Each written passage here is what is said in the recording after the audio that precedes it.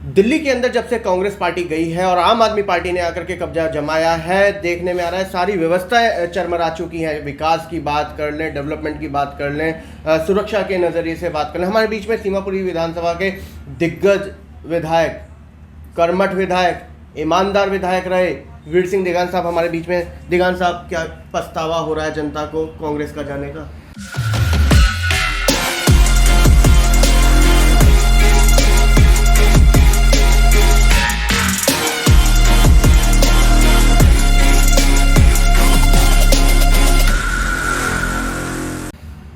देखिए, आप अच्छी तरह से जानते हैं, जहाँ तक मैं सीमापुरी की बात करूं जी, तो सीमापुरी में तो इस सरकार के नुमाइंदे, यहाँ से जो विधायक चुने गए और मंत्री रहे, दिल्ली सरकार के मंत्री हैं जी, और वर्तमान में लापता है राजेंद्र पाल गौतम जी, वो पूरे कोरोना पीरियड में, लॉकडाउन में नादार रहे जी, लोग ढूंढते रहे, उनसे उनके दर्शन करने की अपेक्षा करते रहे, लेकिन दर्शन नहीं हुए। दूसरी बात, आपने विकास की मुद्दा आपने लिया है जी, तो मैं आपको बताना चाहता हूं कि सीमापुरी विधानसभा क्षेत्र में इस आम आदमी पार्टी की सरकार ने पूरी तरह से भेदभाव किया है। जी, मैं डंके की चोट पे कहना चाहता हूं कि माननीय मंत्री जी, दिल्ली सरकार के मुख्यमंत्री अरविंद केजरीवाल जी ये बताएं कि वो सीमापुरी के लिए अपने कार्यकाल में कौन सी योजना लेकर आए हैं। यहाँ जो आप अंडरपास, फ्लाईओवर, जी, रोडों की का जो विकास, जी, विस्तारीकरण, लाइटें, पानी, बिजली की जो व्यवस्था थी हमारे समय में, वो व्यवस्था, उसके बाद इन मामलों में कोई भी इजाफा नहीं हुआ इनके टाइम पे। और जो स्कूल हमने अपने टाइम में बनवाए थे जी, वही तमाम स्कूल हैं, उन्हीं की रंगाई पुताई करा करके, उन्हीं की रंगाई पुताई करा करके काम कर रहे हैं। जितने समुदाय भवन हमने बनवाए थे जी, वही समुदाय भवन हैं, जो चौपाल हमने बनवाई थी वही चौपाल हैं। एक भी काम कोई ऐसा नहीं हुआ है तो जनता के हित में हुआ हो, इसलिए नहीं दिगान साहब, हुआ है। आप लोगों ने हॉस्पिटल दिए, इन्होंने मोहल्ला क्लिनिक दिए। देखिए, मोहल्ला क्लिनिक में बहुत बड़ा घोटाला हुआ है जी, जो मोहल्ला क्लिनिक के नॉर्म से उनके जो है जी, वो जो नियम हैं, कायदे कानून हैं उनका पूरी तरह से उल्लंघन हुआ है, धज्जियां उड़ाई गई है उनकी। और अपने चहेतों को खुश करने के लिए, फ़ायदा पहुंचाने के लिए अरविंद केजरीवाल जी ने ये मोहल्ला क्लिनिक का जो योजना बनाई थी, वो उसका सीधा सीधा कारण ये था, अन्यथा दिल्ली में पहले से ही हमारी जितनी पुनर्वास कॉलोनी हैं उस समय तमाम कॉलोनियों में डिस्पेंसरियों की व्यवस्था थी। दुर्भाग्य हमारा, आज सीमापुरी के लोग पछताते हैं, सी ब्लॉक पर डिस्पेंसरी थी, उसको बंद कर दिया गया और पता नहीं कहाँ उसको ट्रांसफर कर दिया। दिगान साहब, आप कह रहे हैं जनता पछता रही है, लेकिन फिर बार बार क्यों अरविंद केजरीवाल को जनता चुन रही है? देखिए, मैं ये कहना चाहूँगा आपसे, चुनने का जो सवाल है, ये बार बार कोई ना कोई नया झूठ लेकर आते हैं और उस झूठ के सहारे लोगों को गुमराह करते हैं। तो कुल मिला के जनता को विकास नहीं चाहिए, जनता को झूठ चाहिए। जनता देख रही है कि जनता के सामने झूठ की भी हद होती है, सीमा होती है। बार बार झूठ बोलना, मैं समझता हूं कि उसमें आदमी कहीं ना कहीं तो उसमें पकड़ा जाता है। और जनता इनकी बात को खूब समझ गई है कि इन्होंने जो वायदे किए थे वो पूरी तरह से निराधार हैं। कहाँ है? केजरीवाल जी ने कहा था। लगता है केजरीवाल को पकड़ना मुश्किल ही नहीं, नामुमकिन है। देखिए, झूठ को, केजरीवाल जी इतने बड़े झूठे हैं, अगर इस संसार में कोई झूठों का सरदार की खोज की जाए तो मैं समझता हूं कि केजरीवाल के नाम अगर लिया जाए तो उसमें कोई अतिशयोक्ति नहीं होगी। बिल्कुल ठीक कह रहे हैं दिगान साहब, क्योंकि जब अरविंद केजरीवाल चुनाव लड़ रहे थे तो मैं ईमानदार और शीला दीक्षित बेईमान। देखिए, इन्होंने एक बादशाह अकबर के टाइम में एक दरबार लगा हुआ था, वहाँ एक सवाल रखा गया कि भाई आप बताइए कि इस दुनिया में मर्द ज़्यादा है कि औरत ज़्यादा है? औरत ज़्यादा है। तो वो सवाल उन्होंने रखा, बीरबल साहब ने जवाब दिया कि भाई औरत ज़्यादा है। मतलब कैसे? कहले जो अपनी बात से कह के पलट जाए, हम उसकी गिनती भी औरतों में ही करते हैं। तो मैं समझता हूँ कि मर्दमी की बात तो केजरीवाल साहब में है नहीं। उन्होंने ये कहा था कि मैं गाड़ी नहीं लूंगा, मैं बंगला नहीं लूंगा, मैं दफ्तर नहीं लूंगा, 1 रुपए में मैं सरकार का काम करूंगा, दिल्ली की सेवा करूंगा। आज वो सब कहाँ चले गए? मैं कहना चाहता हूँ कि जितना बड़ा लाव लश्कर आज केजरीवाल के साथ है, इतना बड़ा तो इससे पहले के जो मुख्यमंत्री रहे हैं, चाहे वो भाजपा के रहे हों चाहे कांग्रेस के रहे हैं, उनके किसी के साथ भी इतना नहीं था।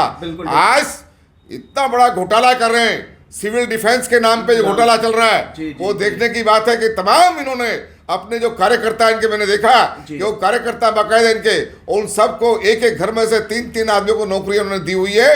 वो केवल सरकार का पैसा सिविल डिफेंस के नाम पर कुल मिला के कार्यकर्ता को दिया जा रहा है, पार्टी चलाने के लिए दिया जा रहा है। इसलिए जनता के पैसे से लूट करके और पार्टी चलाई जा रही है और कोई काम नहीं हो रहा है। कांग्रेस ने वॉलंटियर क्यों नहीं खड़े करे अपने? देखिए, कांग्रेस ने वॉलंटियर नहीं खड़े किए क्योंकि कांग्रेस इस पारदर्शिता जितनी कांग्रेस में थी, इतना उसका कोई मुकाबला नहीं है। ये कहते रह गए, कोई भी मामला आज तक ये ना ये पकड़ पाए और ना ही भाजपा वाले पकड़ पाए, किसी में कोई दाग नहीं लगा।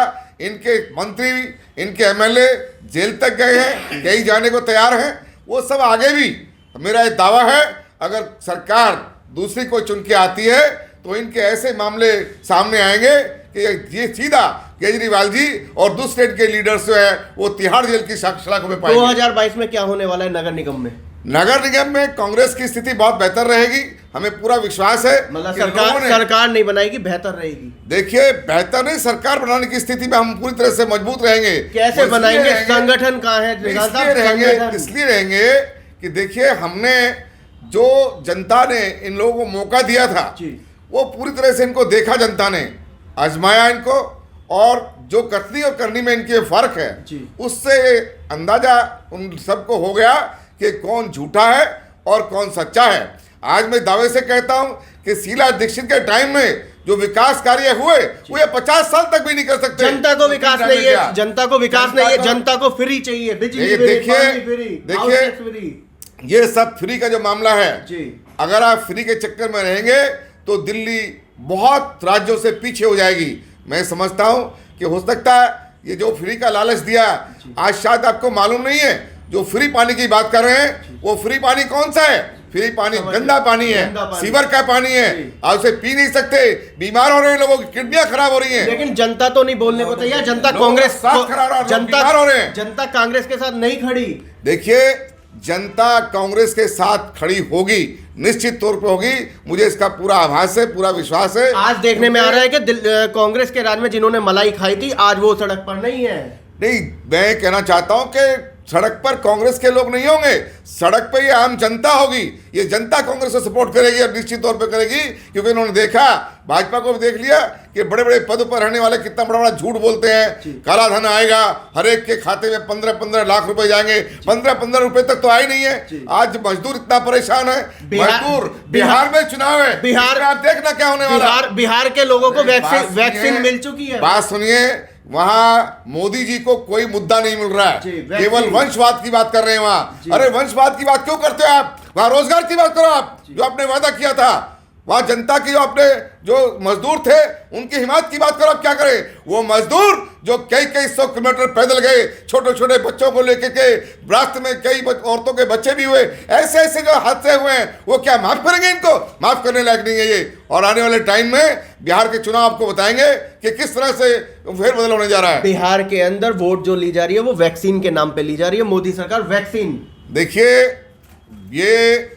ऐसा समय है, मोदी जी को अपनी बात पलटनी पड़ी। जो आपने सवाल किया, ये सवाल इतना गलत सवाल था, वो चुनाव आयोग का भी इसमें ऑब्जेक्शन बनना चाहिए था, लेकिन आज सारी एजेंसियां सरकार के साथ खड़ी हैं। मैं कहना चाहता हूं, और आप पता नहीं किस तरह से बात करें, मुझे तो आप पे भी डाउट था, लेकिन आप सीधा सीधा सवाल पूछ रहे हैं। मैं तो ये कहना चाहता हूं कि मीडिया भी, बहुत सारा मीडिया कुछों को छोड़ करके इनके साथ लगा हुआ है। जो मीडिया इनके गीत गाता है, वो मीडिया इनके जो ये सेवा कर रहे हैं उनकी, उस ब्याह पे गाता है। मीडिया भी प्रेशर में है, मीडिया प्रेशर में है, खत्म कर देंगे उनको। ये आपने कई चैनल हमने ऐसे देखे जो ईमानदारी की, साफ सुथरी बात करते थे, निष्पक्षता की बात करते थे, उनको कहीं ना कहीं इन्होंने नुकसान पहुंचाने का काम किया है, इसलिए लोग घबराए हुए हैं। आज मैं कहना चाहता हूं, ये इमरजेंसी की बात करते हैं, काला बनाते हैं उसको, ये कानून। मैं कहना चाहता हूं कि आज अघोषित इमरजेंसी लगी हुई है। अगर कोई फालतू बात करता है, कोई साफ सुथरी सच्ची बात करता है, ईमानदारी की बात करता है, तो उसको देशद्रोही का मुकदमा लाने की बात करते हैं। उस पर उसके यहाँ ईडी भेजते हैं, सीबीआई भेजते हैं, मुकदमे लिखते हैं उनके खिलाफ। क्या है ये गुंडागर्दी और कुछ नहीं है। भाई इसी गुंडागर्दी का जनता जवाब देगी, आज नहीं तो कल देगी, और निश्चित तौर पर देगी, मैं कहना चाहता हूँ।